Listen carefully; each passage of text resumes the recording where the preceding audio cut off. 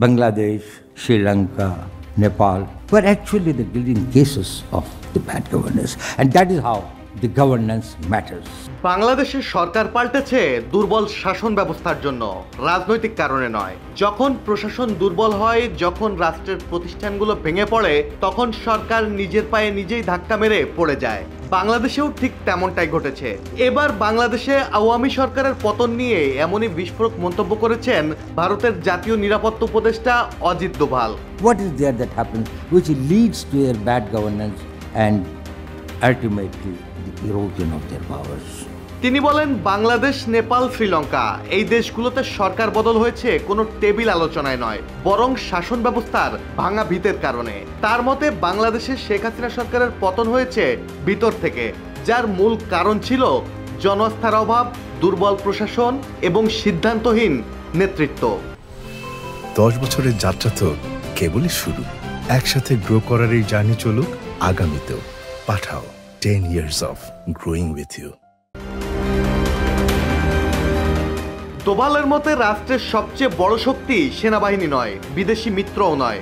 রাষ্ট্রের সবচেয়ে বড় শক্তি হলো কার্যকর শাসন ব্যবস্থা, যা মানুষের আশা ভরসার উপর দাঁড়িয়ে থাকে। তিনি বলেন, মানুষ এখন আগের চেয়ে বেশি সচেতন ও উচ্চাকাঙ্ক্ষী। তারা রাষ্ট্রের কাছ থেকে বেশি প্রত্যাশা রাখে এবং বেশি প্রশ্ন করে। জনগণ প্রতিশ্রুতির ফাঁকা বুলি নয়, ফল চায়। জনগণের আস্থা না থাকলে কোনো সরকারই টেকে না, স্পষ্ট ভাষায় বলেন দোভাল। তিনি আরো বলেন, যখন পরিবর্তন আসে তখন সবচেয়ে গুরুত্বপূর্ণ বিষয় হলো লক্ষ্য পরিষ্কার রাখা। ঝড়ঝাপটার ভেতরেও যেন চোখ বন্ধ না হয়, ভয় বা বিভ্রান্তিতে যেন পথ হারানো না হয়, সেদিকে লক্ষ্য স্থির রাখতে হয় সরকার প্রধানকে। It has remained relevant for the past 3,000 years of the recorded history that we know of the states, structures and the governments as they exist.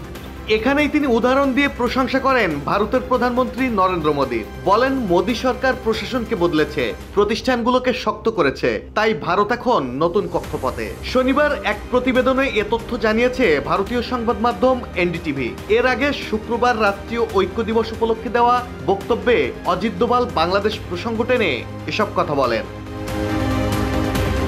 Mahmudul Hasan Shaon, জয় জয় দিন।